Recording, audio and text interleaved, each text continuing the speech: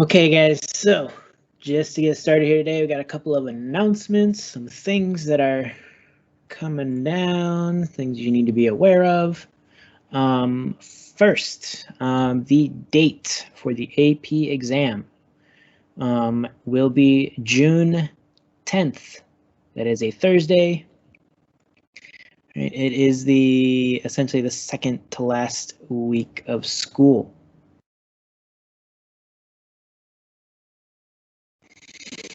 All right. So this version of the AP exam will be a digital exam. It will not be the same as the digital interface that was used last year in the emergency situation where they didn't have anything really made for that. There's a new AP exam like app that will need to be used. You must take the exam on a computer. You cannot take it on your phone. There will be accommodations to where you can take this AP exam on campus if you like, or at home. Those are the two possibilities depending on what situation you may or may not be in on June 10th. All right.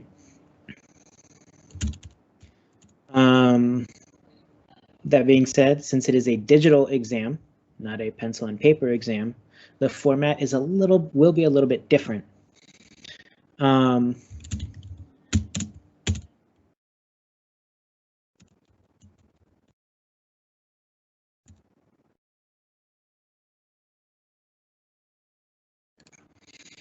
So, get this back here.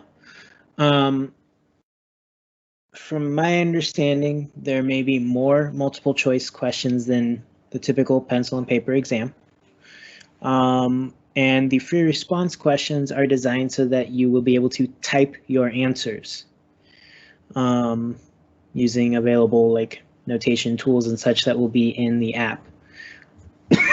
Excuse me. Now, to get used to this format and things, the application like testing system, so to say, will be available for us to learn with and test drive, so to say, starting in April. So once that becomes available, we'll all check it out. We'll do some practice stuff on there. So you'll get to see what the problems will look like and how you'll be able to respond to them. So we'll cross that bridge when we get there. However, the big takeaway is the testing date is now June 10th. This is the latest possible testing date we could get. It gives us the most amount of time with our content. So hopefully that helps, right? That should give us a little more time here. So there's that. Is there any questions about that, about the AP exam and the testing date?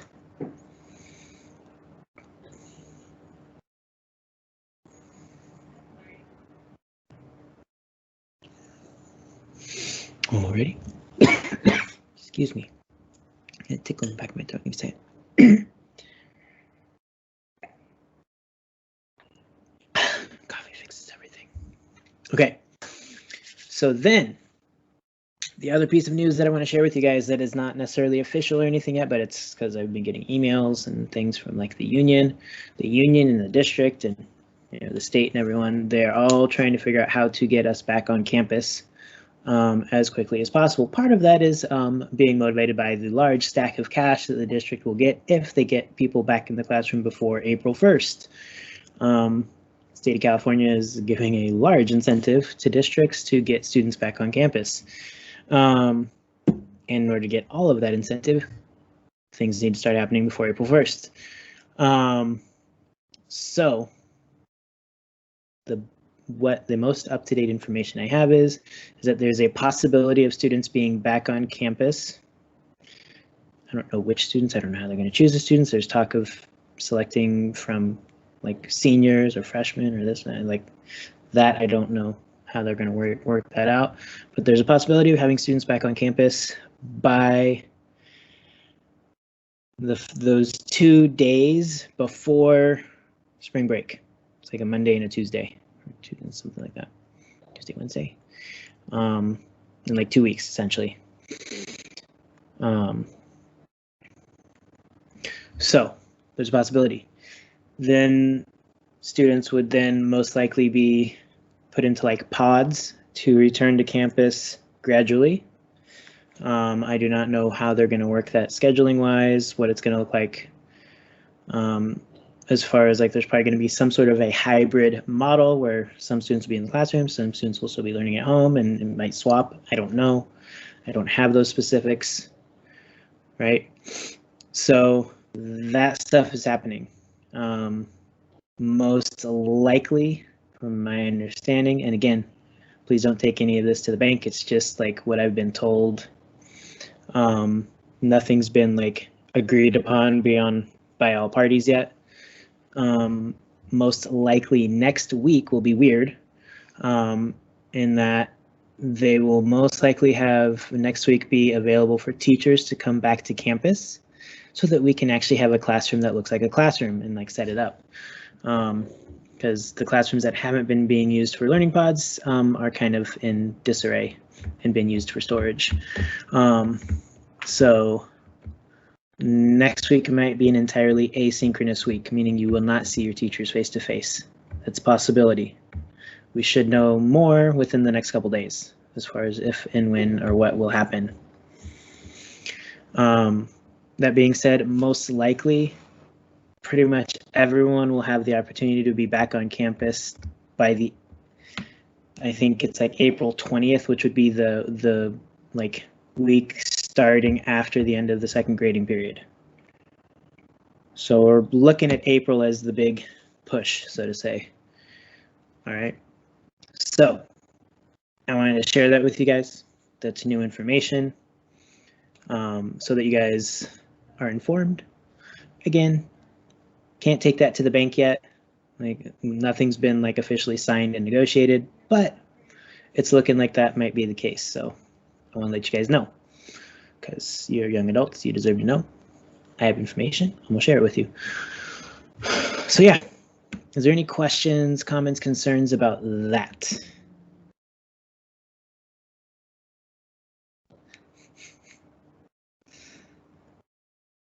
No. Cool. So then, with that, we will be starting chapter 9 today. We completed chapter 8 last week with section 8.3. Chapter 9 here, we'll start our significance tests. Section 9.1 will deal with just the basics, not particular to proportions or means.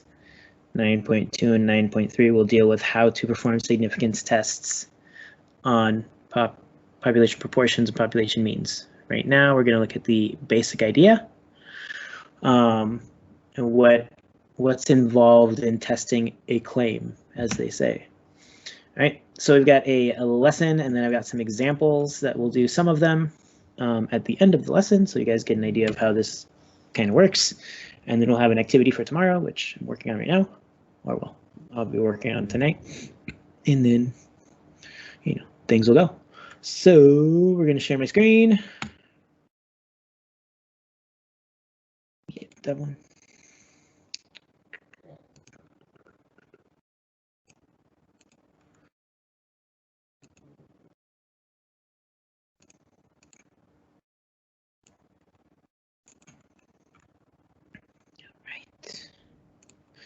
So here we go. We are in chapter 9, testing a claim. All right, 9.1, significance tests, just the basics. And in today's lesson, the goals will be to be able to state the null and alternative hypotheses for a significance test about a population parameter. Again, we're using parameter because we're not being specific about proportions or means yet.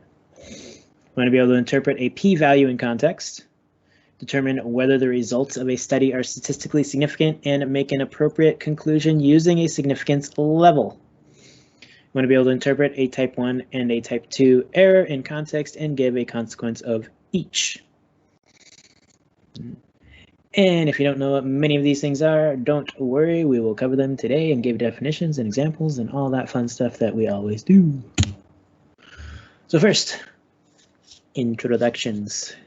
Confidence intervals, which we've dealt with in the previous chapter, are one of the two most common types of statistical inference. Use a confidence interval when your goal is to estimate a population parameter, right? And that's what we use those for in the previous chapter. If we want to estimate the actual proportion in a population or estimate the actual mean in a population, we use confidence levels.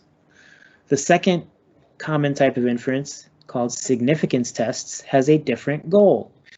It is to assess the evidence provided by data about some claim concerning a population. Okay, so if someone says 50% of US high school students don't wash their hands, I don't know, something silly like that, don't wear hats, we'll go with that, right? We would then collect data and use significance tests to decide whether or not we have support for that claim. All right. So that's the major difference. We're checking essentially if a claim is supported or not, whereas a confidence interval allows us to estimate a value. A significance test is a formal procedure for comparing observed data with a claim, also called a hypothesis, whose truth we want to assess. The claim is a statement about parameter, like the population proportion P or population mean mu. We express the results of a significance test in terms of a probability that measures how well the data and the claim agree. So as a bit of motivation or example here, we're going to look at this little activity. It's an applet here that will simulate a free throw shooter. We have this supposed basketball player who claims to make 80% of his free throw attempts. We think he might be exaggerating. To test this claim, we'll ask him to shoot some free throws virtually using our little applet, using the reasoning of a statistical test applet at the website. I've already got it pulled up. We're going to use this applet. We're going to set the applet to take 25 shots, click shoot, record these things, which the applet will do for us. We'll do this several times to collect enough data. And then decide, do we have convincing evidence that either the player makes less than 80% of his free shots or that the player's claim is true based on what we see. And then we'll check the actual probability and see if we are correct. Oh. Here's our little applet. We've got it set up to take 25 shots. We're going to take shoots. All right, here we go. Started off all right. Looking good. No, he's missing some. And after 25 shots, he's right at 80%. All right, not so bad. Let's run some more. Get 25 more shots in. Let's see how he does.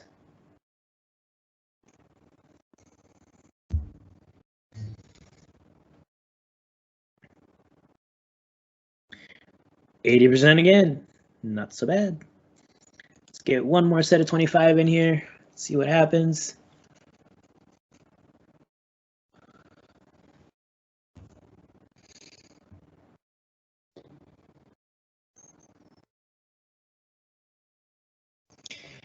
All right, so this guy's taken 75 shots. He's made 61, missed 14, which means he's made 81% of his shots. Based on this data, do we have evidence that supports his claim? Right? What do you think? Does this data support this guy's claim that he's an 80% free throw shooter?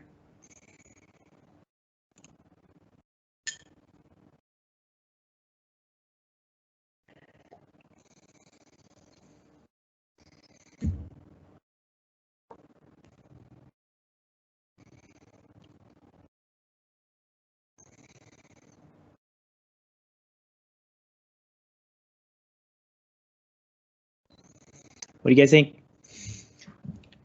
Do we have good evidence that supports his claim, or do we have evidence that says that he's exaggerating? We have good evidence. Seems reasonable, right?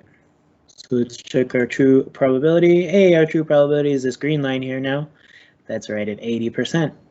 So looking pretty good. All right.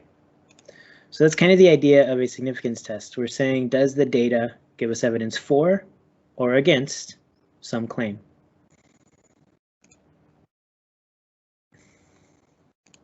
Thank you, Valentine.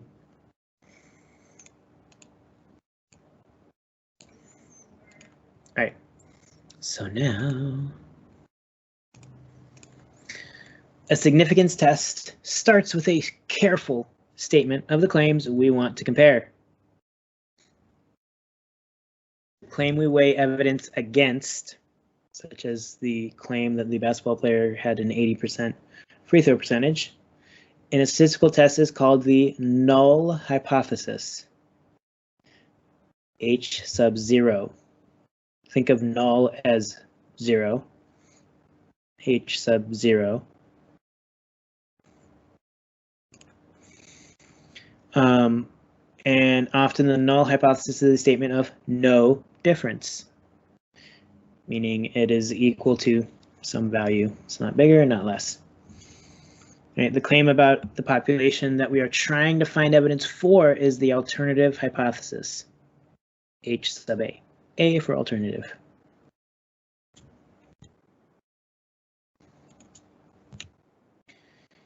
In the free throw shooter example, our hypotheses are H sub 0, right, null hypothesis, colon, careful, this is a colon, P equals 0.8. Right, so the null hypothesis is that the free throw shooter is correct. He has an 80% percentage, free throw percentage. The alternative, H sub A, is saying that P is less than 0.8. Right, that's, we believe that he's exaggerating, so his percentage is actually lower, right, which is the thing we're trying to find evidence for. We're having them do the simulation to gain evidence saying like, the alternative might be true, right? Where P is the long run proportion of made free throws. This last little part is important. Simply having H sub 0 and H sub A and the parameter and the value that it's equal to or less than or whatever is part of it, and you need those, but you also need to then say what your variable represents. What is the parameter?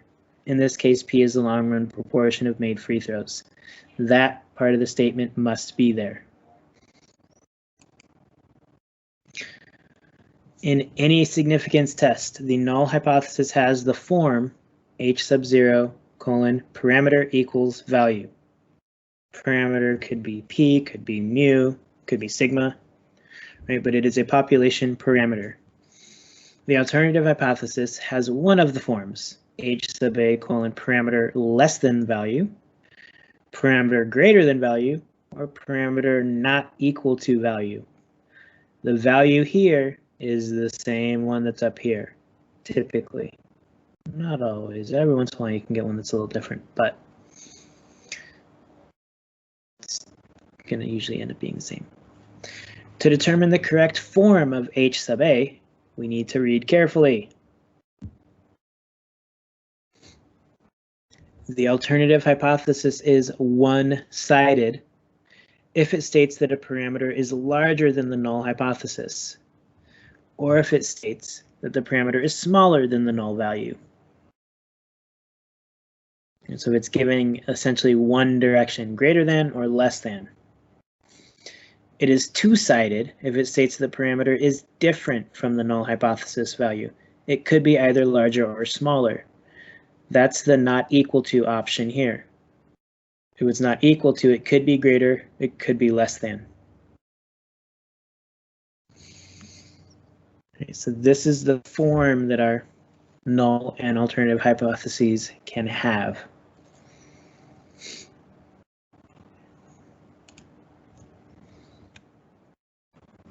These are some important things to keep in mind, right? The hypotheses should express the hopes or suspicions we have before we see the data.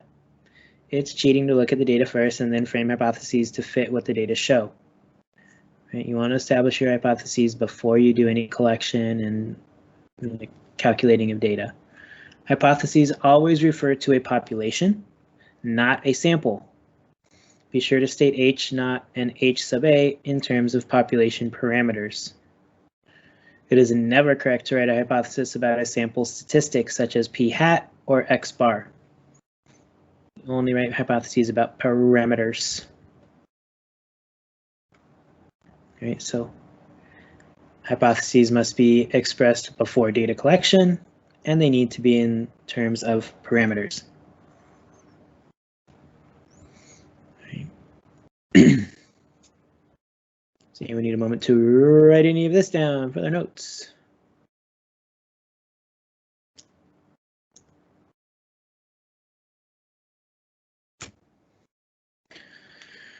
So now let's refer back to our basketball player example, who claimed to have an 80% free throw shooter.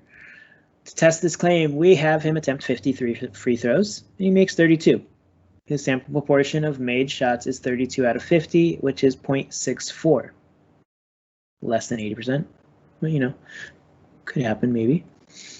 What can we conclude about the claim based on this sample data? We can use software to simulate 400 sets of 50 shots, assuming that the player is really an 80% shooter. You can say how strong the evidence against the player's claim is by giving the probability that he would make as few as 32 out of 50 free throws if he really makes 80% in the long run. That's shown in this figure here. Right, in 400 sets of 50 shots, there were only 3 times when our shooter made as few as the observed p hat equaling 0.64. These little guys over here. Based on the simulation, our estimate of this probability is 3 out of 400, or 0.0075. And again, this distribution should look somewhat familiar. It is a sampling distribution of sample proportions. Right, and that's what we saw in chapter 7. Right, so based on this, our estimate of the probability is 0.0075. So there's about a 0.0075 probability that this guy would make 64% of his shots just by chance if he is actually an 80% free throw shooter. Right.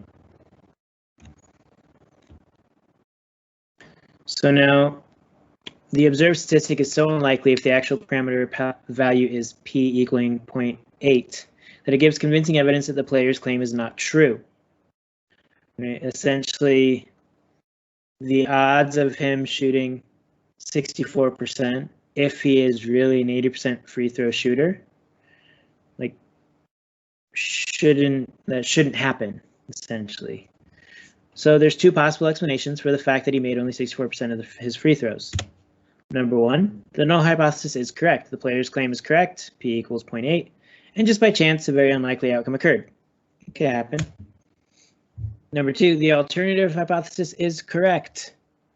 The population proportion is actually less than 0.8, so the sample result is not an unlikely outcome. All right. If the alternative hypothesis is correct and the population proportion is less than 0.8, then him getting something less than 0.8 is not unlikely. It could happen. The basic idea and outcome that would rarely happen if the null hypothesis were true is good evidence that the null hypothesis is not true. Because if the null hypothesis was true, this shouldn't have happened. Does anyone need a moment to write any of this down? Please raise your hand.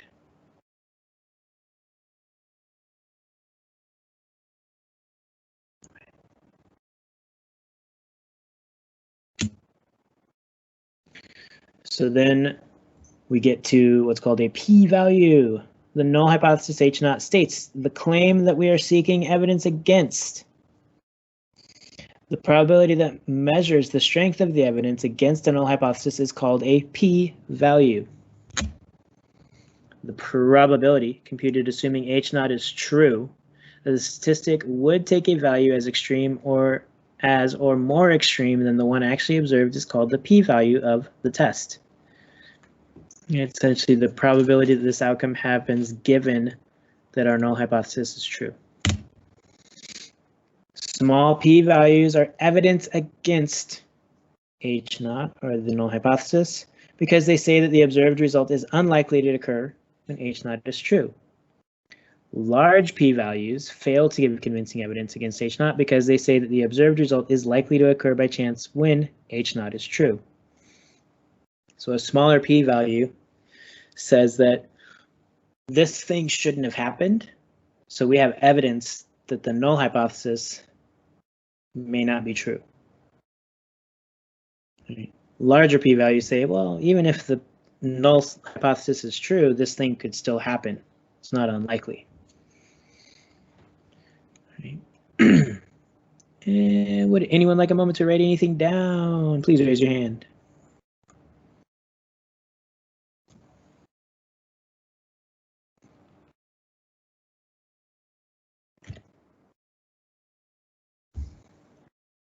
The final step in forming a significance test is to draw a conclusion about the competing claims you are testing. We make one of two decisions based on the strength of the evidence against the null hypothesis and in favor of the alternative hypothesis. We can either reject the null hypothesis or fail to reject the null hypothesis. That's the way we have to say it. All right, a fail to reject H0 decision in a significance test does not mean that H0 is true. For that reason, you should never accept the null hypothesis or use language implying that you believe the null hypothesis is true. We are just failing to reject it. We don't have evidence, we don't have enough evidence to reject it, so we fail to reject. In a nutshell, our conclusion in a significance test comes down to, if the p-value is small, then we reject the null hypothesis, and we have convincing evidence for the alternative. If a p-value is large, we fail to reject the null hypothesis, and we do not have convincing evidence for the alternative. I would recommend putting this in your notes, as it gives a nice little roadmap on when to reject or fail to reject based on a p-value. And we will establish what determines small and large next. Does anyone need a moment to write anything down? Raise your hand.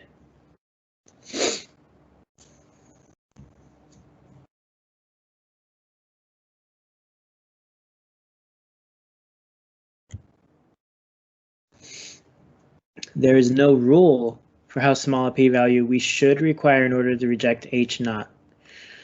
But we can compare the p-value with a fixed value that we regard as decisive, called the significance level. We write it as alpha, the Greek letter alpha. Looks kind of like a fancy lowercase a.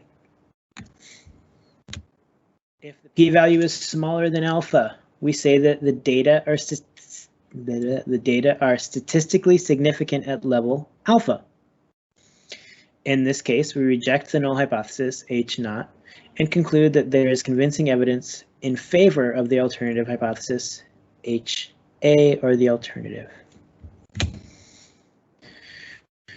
When we use a fixed level of significance to draw a conclusion in a significance test, if the p-value is less than alpha, we reject H0, and we have convincing evidence for the alternative. If the p-value is greater than or equal to alpha, we fail to reject the null hypothesis, and we do not have convincing evidence for the alternative. Once again, this is something you may want to have in your notes. It is a nice little roadmap. All right. So then when we make a conclusion, we can make one of two errors. When we draw a conclusion from a significance test, we hope our conclusion will be correct. There is no error, but sometimes it will be wrong. There are two types of mistakes we can make. If we reject the null hypothesis when the null hypothesis is true, we have committed a type 1 error. If we fail to reject the null hypothesis when the alternative is true, we have committed a type 2 error. This is kind of summarized in this nice little table here. Right, we have the truth about the population across the top, the conclusion based on our sample on the left. If we reject H naught and H naught is true, we have type 1 error. Reject H naught and H naught is false, so we have evidence for the alternative. That's correct. Fail to reject H naught and H naught is true. That's correct. And if we fail to reject H naught, but H naught is false and the alternative is true, that's type 2 error. Okay, and there's probabilities of having type 1 and type 2 errors, which we'll see how to determine the type 1 probability of a type 1 error or type 2 error. Right? Type 1 error next, sorry. Type 2 error is a little more tricky. We will not see that one yet as far as how to calculate the probability of a type 2 error.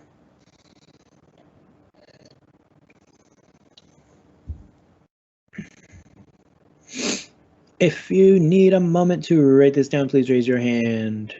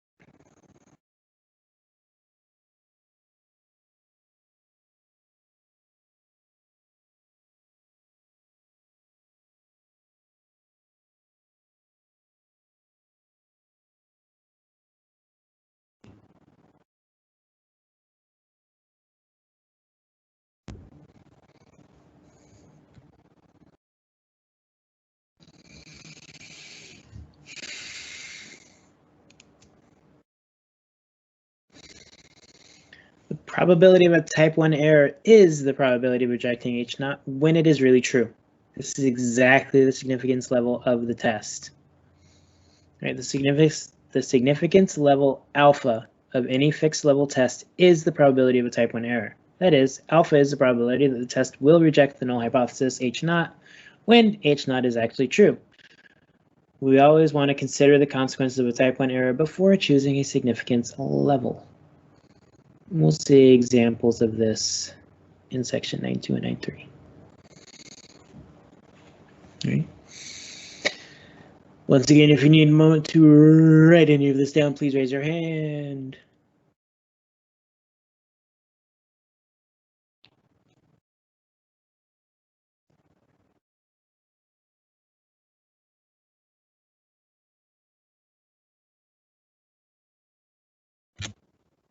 Then we're going to look at some examples. And I do apologize, my little stylus pen thingy keeps on glitching, so every once in a while I'm going to have to pause and erase things that pop up on the screen on accident. But you know, it is what it is. All right, so for the first and second example we're going to see here, the whole goal is to state an appropriate null and alternative hypothesis, which is kind of an important step. We need to have those to perform our test. So in this question, we have hemoglobin is a protein in red blood cells that carries oxygen from the lungs to body tissues. People with less than 12 grams of hemoglobin per deciliter of blood, grams per DL, are anemic. A public health official in Jordan suspects that Jordanian children are at risk of anemia, meaning he's concerned that they give less than 12 grams of hemoglobin per deciliter. He measures a random sample of 50 children. Right, so we have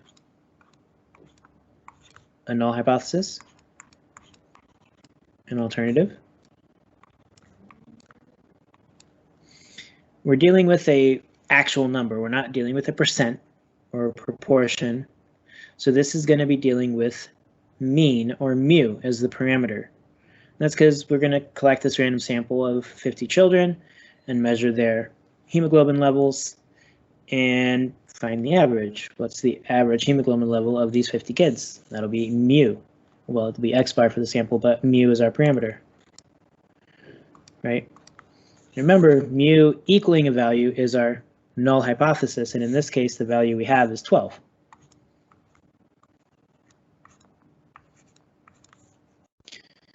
So that means our alternative, the thing we're trying to find evidence for, is that the mean hemoglobin level is less than 12. This is a one-sided hypothesis. All right, so the null hypothesis is that it's equal to 12. Alternative, less than 12. And then we're not done. We must write what our variable is. What's our parameter, right?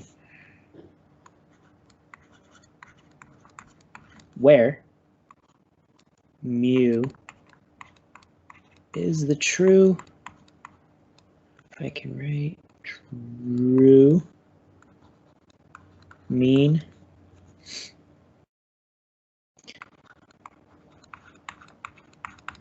amount of hemoglobin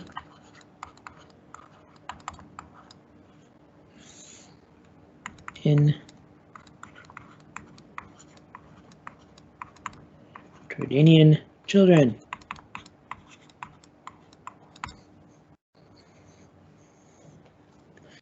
Right. Now, all of that is what's needed to state an appropriate null and alternative hypothesis. We have what the null and alternative hypothesis is in terms of a parameter, mu, and we've clearly identified what mu is in context. Is there anything I can clarify about this example?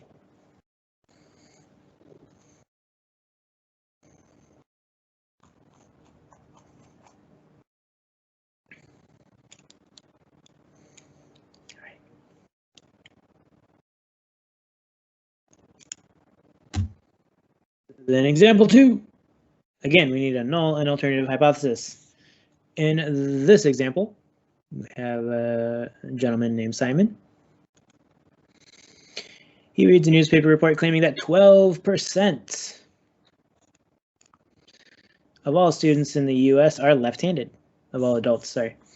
He wonders if the proportion of lefties, at his large community college is really 12%. Simon chooses an SRS of 100 students and records whether each student is right or left-handed. Once again, we'll have H naught, HA.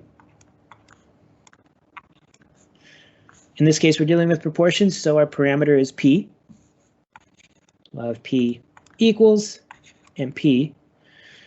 In this context, it did not state that he's curious to see if it is less than 12% or if it's more than 12%. He just wants to know if it really is 12%. So that means the alternative is not equal, meaning it could be more, it could be less. We're just concerned of whether or not it really is 12%. So then we have the null hypothesis of 0.12 and the alternative of not 0.12. And once again, to be complete, we need to write what the parameter P represents in this context. So we can again say where P is the true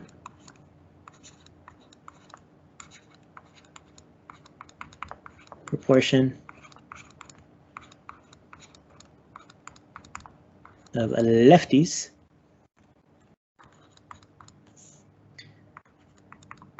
at his large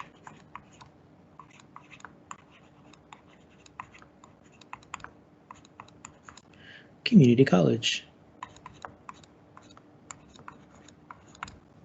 Dang it.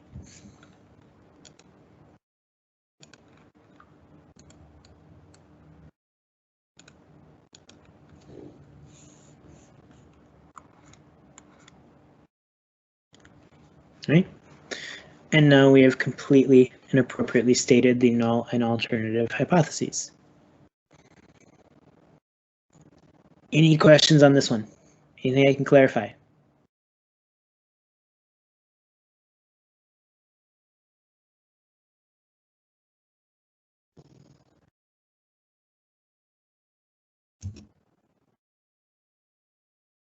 So returning back to our Jordanian children here, right?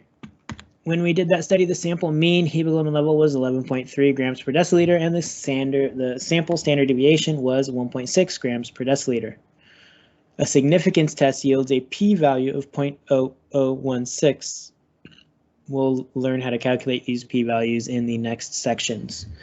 All right, but for now, it's just saying, hey, our p-value is 0.0016.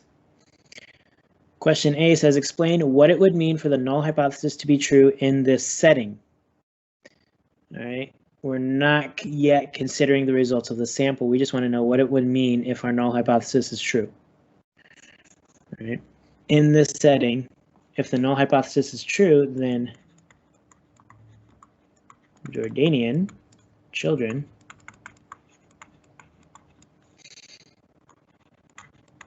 are not at risk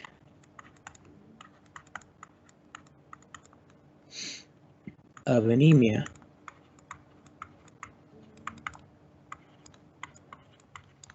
On average, right? And that's because the null hypothesis says that the true mean is 12, and if it is 12, then it's not less than 12, and you need to have a hemoglobin level less than 12 to be anemic. So if this is true,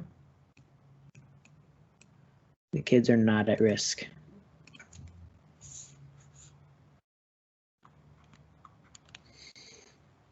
Right. And now question B in this, interpret the p-value in context. So again, we're not making a conclusion about our results yet. We're just saying, what does the p-value represent in this context? Right, and the p-value is determined by assuming that our mean was the null hypothesis, essentially, that it was 12. So assuming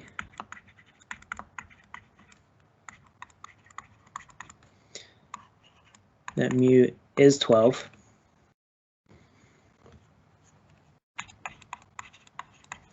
there is a 0.0016 probability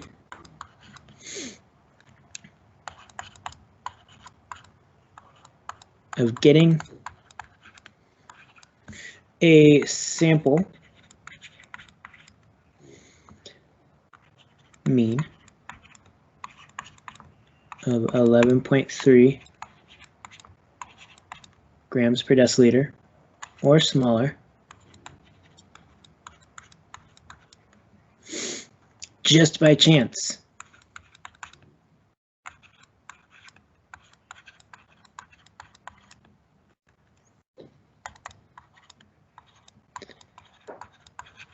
In a random sample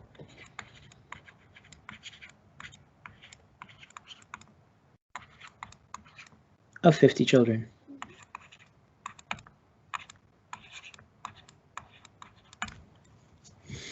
Right, so that's what that p-value represents. Assuming that our null hypothesis was true and that the mean is actually 12, then we have a 0.0016 probability of getting the mean that we got of 11.3.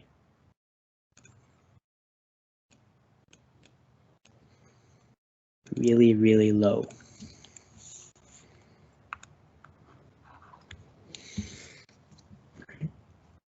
Is there anything I can clarify about parts A and B for this one?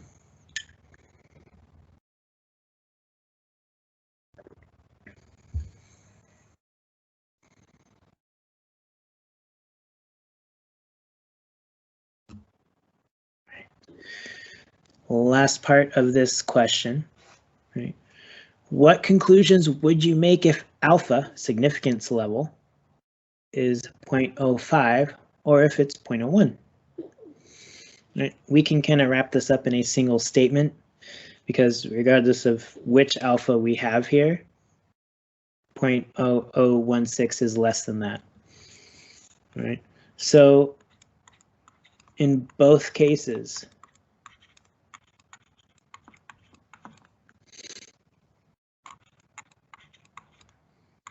the p-value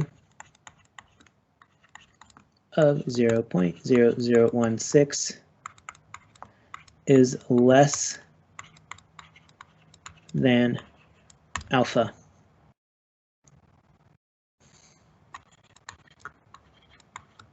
So we reject the null hypothesis.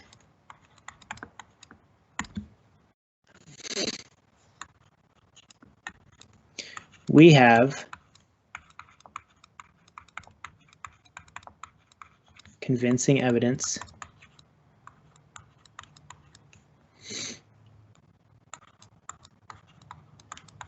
that the true mean amount of hemoglobin in Jordanian children, which you should write, but I'm going to paraphrase here, is less than 12 grams per deciliter.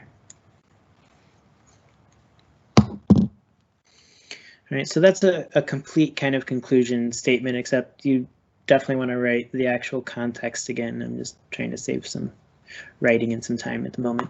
So in both cases, the p-value of 0.0016 is less than alpha, so we reject the null hypothesis. We have convincing evidence that the true mean amount of hemoglobin in Jordanian children is less than 12 grams per deciliter, and they are at risk of being anemic. All right. Is there anything I can clarify about this example? Any questions, comments, concerns?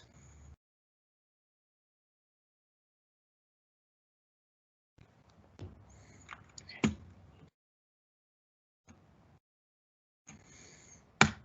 So then I'm going to stop sharing my screen. There's one more example with a few parts in it that we will do at the beginning of class tomorrow before we get into our activity. But that is the lesson for today. If you have any other questions, comments, concerns about the lesson or anything else we talked about today, please feel free to stick around and talk to me about it or send me a message and let me know. And other than that, I hope you guys have a great rest of your day, and I will see you tomorrow to do our practice stuff and our activity and all that good stuff. All right, have an awesome rest of your day.